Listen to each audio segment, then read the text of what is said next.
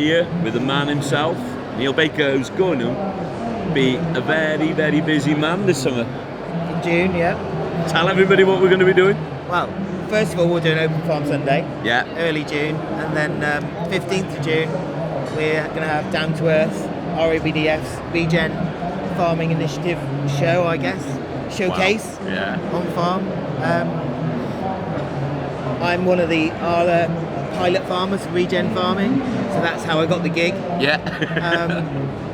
So it's been really good for me to think about how and why we do things.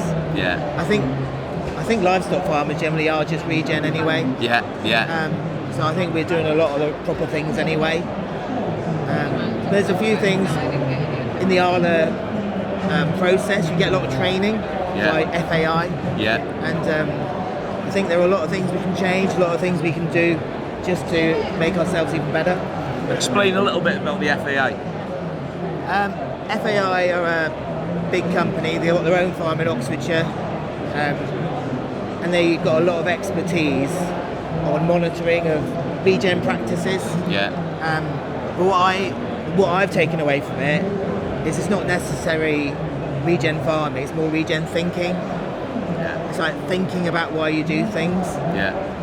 And I think in the dairy industry, even if you're a smaller herd and organic or a bit larger and house herd like us, we've got far more in common with each other than we think we have.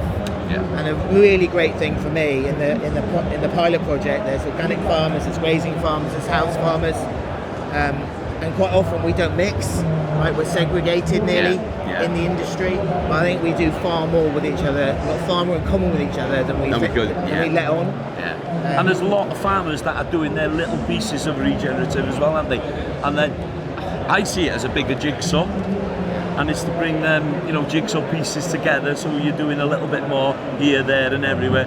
And the opportunity this summer will come down and see what you're doing, and hopefully that a lot of farmers will take a little bit of that information, and hopefully that jigsaw then goes home to that farm, for the future, because I think we definitely have to look at the way we're producing food, and some of us are going to have to change and evolve, because it's not sustainable in some of the sectors, is it? It's very, very difficult.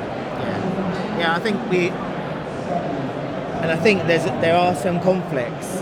For example, like in our area, there's a lot of pressure on slurry, on soils, and you got conflict. I think there's conflict. Like you've got the EA saying there's no crop need for spreading. Yeah.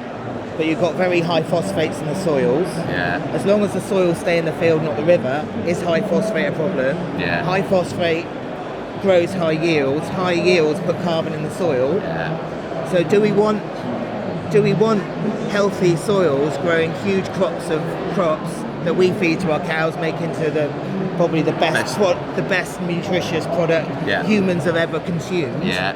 Yeah. Or do we want the EA to rewild us? Yeah.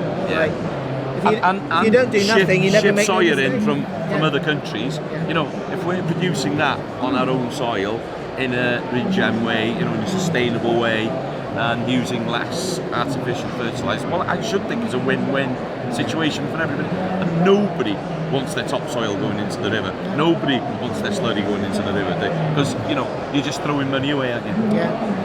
I mean, some of the training we've done, the alarm bells are going off. Apparently we've lost 86% of our topsoil since 1850.